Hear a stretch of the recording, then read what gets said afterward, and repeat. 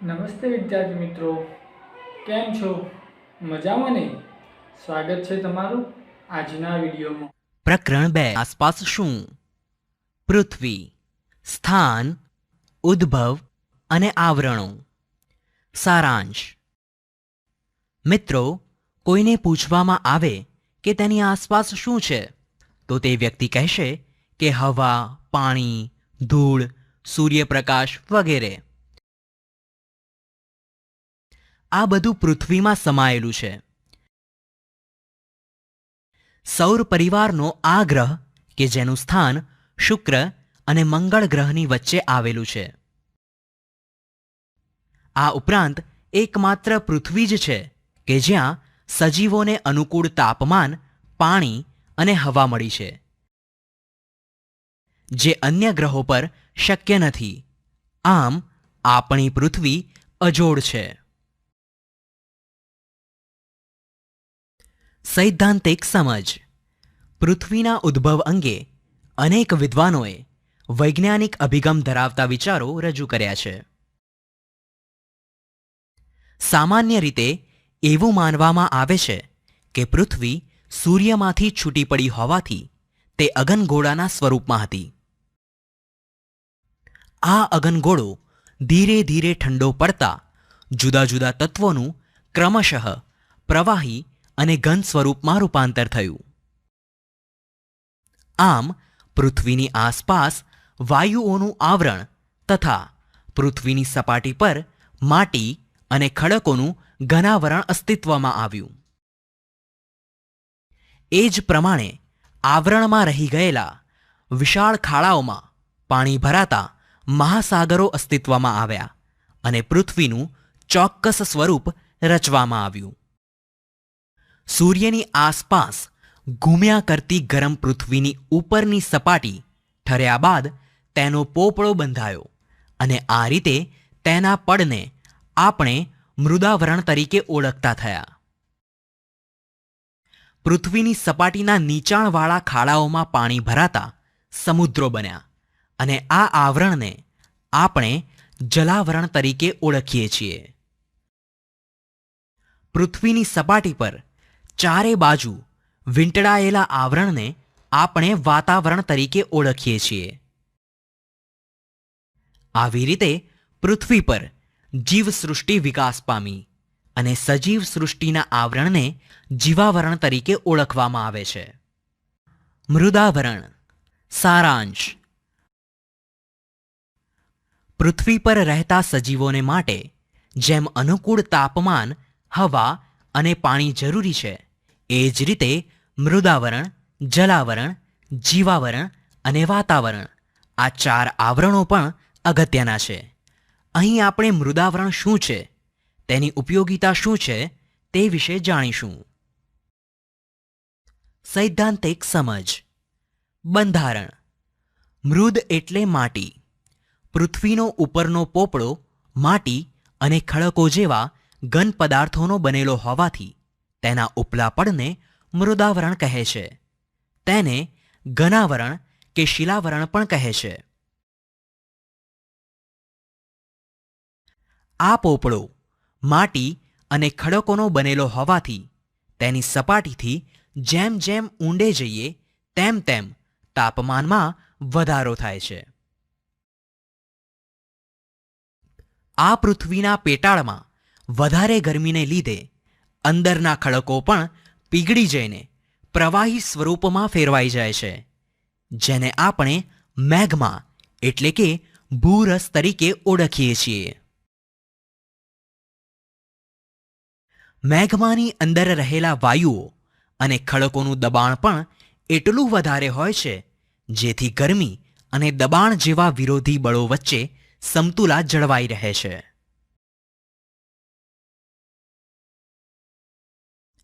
મૃદાવરણ પર પર્વતો, ઉચ્ચ પ્રદેશો, મેદાનો અને ખીણો જેવા ભૂમિ સ્વરૂપો વિકસ્યા છે. આથી પૃથ્વીનું મોટા ભાગનું માનવ જીવન, પ્રાણી જીવન અને વનસ્પતિ જીવન મૃદાવરણમાં જ વિકસેલું અને વિસ્તરેલું જોવા મળે છે. ઉપયોગિતા. મૃદાવરણ એટલે મનુષ્ય, પ્રાણી અને વનસ્પતિના જીવનનો મુખ્ય આધાર. આપણને રહેવા માટે ઘર, પીવા માટે પાણી, ખોરાક માટે ખેતી તેમજ ઉદ્યોગ ધંધા માટેની પ્રવૃત્તિઓ પણ મૃદાવરણના આધારે જ થાય છે. માટે તેને ધરતીનો ધબકાર પણ કહી શકાય. ઉપરાંત મૃદાવરણના કારણે ખનિજ તેલ, પાણી તથા ઘણા ખનિજો પણ મળી રહે છે. આમ દરેક સજીવની ઉત્પત્તિથી અંત સુધીની યાત્રાનું આધારબિંદુ એટલે મૃદાવરણ. માનવ જીવન પર અસર. મૃદાવરણ આપણને આધાર આપે છે, છતાં માનવજાતિ પોતાના વિકાસ માટે જે પ્રવૃત્તિઓ કરે છે તેનાથી મૃદાવરણ જોખમાય છે.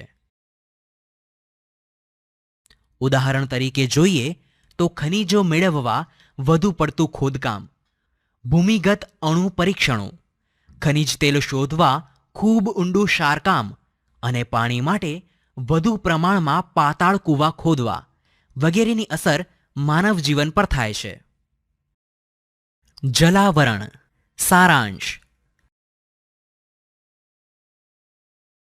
પૃથ્વીની સપાટી પર ભૂમિ વિસ્તાર કરતાં પાણીના વિસ્તારનું પ્રમાણ વધારે છે. પૃથ્વીની સપાટીનો કેટલોક નીચાણવાળો ભાગ પાણીથી ઘેરાયેલો છે અને આ ઘેરાયેલા પાણીના ભાગને જલાવરણ તરીકે ઓળખવામાં આવે છે. જલાવરણમાં વિશાળ જળભંડાર ધરાવતા ભાગો એટલે મહાસાગરો, જે પેસિફિક, એટલાન્ટિક, હિંદ અને આર્કટિક મહાસાગર તરીકે ઓળખાય છે. સૈદ્ધાંતિક સમજ. બંધારણ. બધા જ મહાસાગરો એકબીજા સાથે જોડાયેલા હોવાથી તેમના ભૂમિ વિસ્તારો પાસે આવેલા જળ વિસ્તારો સ્થાનિક, સમુદ્રો, ઉપસાગરો, અખાત કે સામુદ્રધુનીના નામે ઓળખાય છે. પૃથ્વીની સપાટી પર આશરે 71% જલાવરણ વિસ્તરેલું છે. ઉપરાંત પૃથ્વી પરના મહાસાગરો ખૂબ વિશાળ અને ઊંડા હોવાથી કેટલીક જગ્યાએ 10 થી 11 કિલોમીટર જેટલી ઊંડી ખાઈઓ પણ આવેલી છે. પૃથ્વી પરના પાણીના જથ્થાના 97% ભાગનું પાણી મહાસાગરોમાં સમાયેલું છે, જે પાણી ખારું છે. બાકી રહેલા પાણીનો આશરે પોણો ભાગ ધ્રુવો પર તથા હિમાલય અને બીજા ઊંચા પર્વતો પર બરફ રૂપે છે, જ્યારે કેટલોક જથ્થો ધરતીમાં છે. આ મીઠું પાણી એ જલાવરણની ભેટ છે. જલાવરણનું અસ્તિત્વ એટલે સજીવ સૃષ્ટિનું અસ્તિત્વ. જળ એ જ જીવન. ઉપયોગિતા. ધરતી પર પડતા વરસાદનો મોટા ભાગનો ભેજ સમુદ્રોમાંથી આવે છે. ઉપરાંત સમુદ્રોમાંથી મૂલ્યવાન રસાયણો, ખનિજો અને મીઠું વગેરેનો જથ્થો મળી રહે છે. મહાસાગરોના મોજા, પ્રવાહો અને ભરતીઓમાં પ્રચંડ શક્તિ રહેલી હોવાથી તેને નાથીને તેનો ઉપયોગ વિદ્યુત શક્તિ મેળવવા માટે કરવામાં આવે છે. ઉપરાંત મહાસાગરો જળમાર્ગ તરીકે પણ એટલા જ ઉપયોગી નીવડે છે. માનવ જીવન દ્વારા થતી અસર. સજીવો માટે મૂળભૂત જરૂરિયાતોમાં પાણીનું મહત્વ વધારે હોવા છતાં પણ દૂષિત પાણીનું પ્રમાણ વધી રહ્યું છે. શહેરો અને ગામની અશુદ્ધિઓ તેમજ ઔદ્યોગિક કચરાનો નિકાલ સતત વધવાથી નદીઓ, ઝરણા, સરોવરો અને સમુદ્ર સાર્વજનિક ઉકરડા સમાન બન્યા છે. ઉપરાંત ઔદ્યોગિક પ્રદૂષણના કારણે ધ્રુવ પ્રદેશોનો બરફ ઓગળવા લાગ્યો છે, તેમજ જહાજોના નકામા તેલ વહેવાના કારણે અન્ય ઔદ્યોગિક વસાહતોના ગંદા અને રસાયણયુક્ત પાણીથી દરિયાઈ જીવોનો નાશ થઈ રહ્યો છે, જે જલાવરણ માટે ખતરારૂપ છે. વાતાવરણ. સારાંશ. મૃદાવરણ અને જલાવરણની જેમ વાતાવરણને નરી આંખે જોઈ શકાતું નથી. વાતાવરણમાં વિવિધ વાયુઓ ઉપરાંત પાણીની વરાળ, ધૂળના રજકણો, ઉલ્કાઓ, ક્ષારકણો તેમજ સૂક્ષ્મ જીવજંતુઓ પણ ભળેલા છે. આમ પૃથ્વીની ચારે બાજુ વીંટળાઈને આવેલા હવાના આવરણને વાતાવરણ કહેવામાં આવે છે. સૈદ્ધાંતિક સમજ. પૃથ્વીની સપાટીથી આશરે 1600 કિલોમીટર ઊંચાઈ સુધી વાતાવરણ વિસ્તરેલું છે. વાતાવરણ રંગહીન, વાસરહિત અને પારદર્શક છે. તેમજ તેમાં ઘન, પ્રવાહી અને વાયુ તત્વોનો તેમજ nitrogen, oxygen, carbon dioxide, ozone અને હાઇડ્રોજન વગેરેનો સમાવેશ થાય છે. વાતાવરણમાં નાઇટ્રોજન 78%, ઓક્સિજન 21% અને 1% જેટલા અન્ય વાયુઓ આવેલા છે.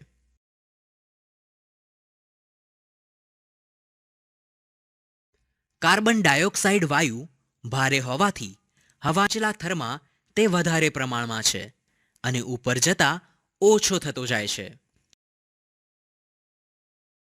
કાર્બન ડાયોક્સાઇડ આશરે 20 કિલોમીટરની, ઓક્સિજન આશરે 110 કિલોમીટરની અને નાઇટ્રોજન આશરે 130 કિલોમીટરની ઊંચાઈ પછી ખાસ જણાતા નથી.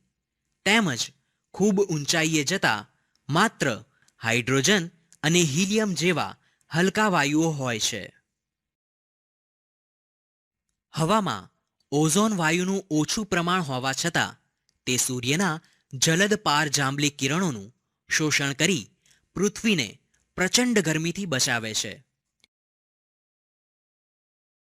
ઓઝોન વાયુ મુખ્યત્વે વહેલી સવારમાં ખુલ્લા મેદાનમાં અને સમુદ્ર કિનારાની હવામાં વધારે પ્રમાણમાં હોવાથી તે લોકોને સ્ફૂર્તિ પ્રદાન કરે છે, જેથી લોકો વહેલી સવારમાં ફરવા નીકળે છે. વાતાવરણમાં રજકણો પણ જોવા મળે છે, જેને લીધે પૃથ્વી પર પ્રકાશ ફેલાય છે. તેમજ સૂર્યાસ્ત થતાં એકાએક અંધારું કે સૂર્યોદય થતાં એકાએક અજવાળું થતું નથી. ઉપયોગિતા. વાતાવરણમાં રહેલા રજકણો દ્વારા આપણે સવારની ઉષા અને સાંજની સંધ્યાના રંગીન દ્રશ્યો જોઈ શકીએ છીએ. ઓક્સિજન અને નાઇટ્રોજન વાયુઓ પૃથ્વી પરની જીવસૃષ્ટિને જીવંત રાખે છે. ઉપરાંત વાતાવરણના માધ્યમને લીધે અવાજ સાંભળી શકીએ છીએ. તેમજ રેડિયો, દૂરદર્શનના પ્રસારણો શક્ય બને છે. વાતાવરણના ઘર્ષણથી ઉલ્કા જેવા અવકાશી પદાર્થો સળગી ઉઠી નાશ પામે છે અને તે આવી રીતે પૃથ્વી માટે કુદરતી ઢાલનું કામ કરે છે. પાણી વાતાવરણનો મુખ્ય પ્રવાહી ઘટક હોવાથી ગરમીથી બાષ્પ બની વરાળ સ્વરૂપે હવામાં ભળે છે. તેને ભેજ કહે છે. ભેજ ઠરવાની ક્રિયાને ઘનીભવન કહે છે. માનવ જીવન દ્વારા થતી અસર. મનુષ્ય દ્વારા થતી ઘણી પ્રવૃત્તિઓ છે, જેના દ્વારા વાતાવરણને નુકસાન થઈ રહ્યું છે. ઉદ્યોગો, કારખાના, પાવર સ્ટેશનો, વાહનો વગેરેનો પ્રદૂષિત ધુમાડો હવામાં ભળે છે.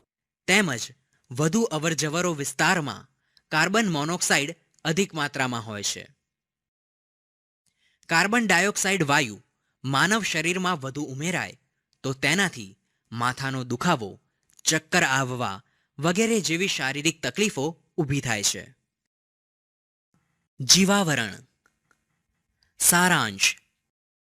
સૌર પરિવારમાં પૃથ્વી એક જ એવો ગ્રહ છે જેને જીવાવરણ છે. પૃથ્વીના મૃદાવરણ, જલાવરણ અને વાતાવરણના જે ભાગમાં સજીવ સૃષ્ટિ વ્યાપી છે તેને જીવાવરણ કહેવામાં આવે છે. પૃથ્વી ઉપર જીવાવરણ એ મહત્વનું આવરણ છે. સૈદ્ધાંતિક સમજ. બંધારણ. જીવાવરણમાં અનેક પ્રકારની જીવસૃષ્ટિનો સમાવેશ થાય છે. આ જીવસૃષ્ટિમાં વનસ્પતિ, પ્રાણીઓ, જીવજંતુઓ અને માનવોનો સમાવેશ થાય છે. પૃથ્વીમાં રહેતા દરેક સજીવની જરૂરિયાતોની ચીજવસ્તુઓ જીવાવરણમાંથી પ્રાપ્ત થાય છે.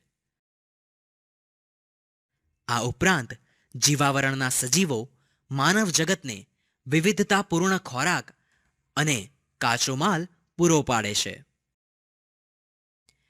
અજૈવિક વિભાગમાં જીવાવરણ 2 વિભાગમાં વહેંચવામાં આવે છે. 1 અજૈવિક અને 2 જૈવિક.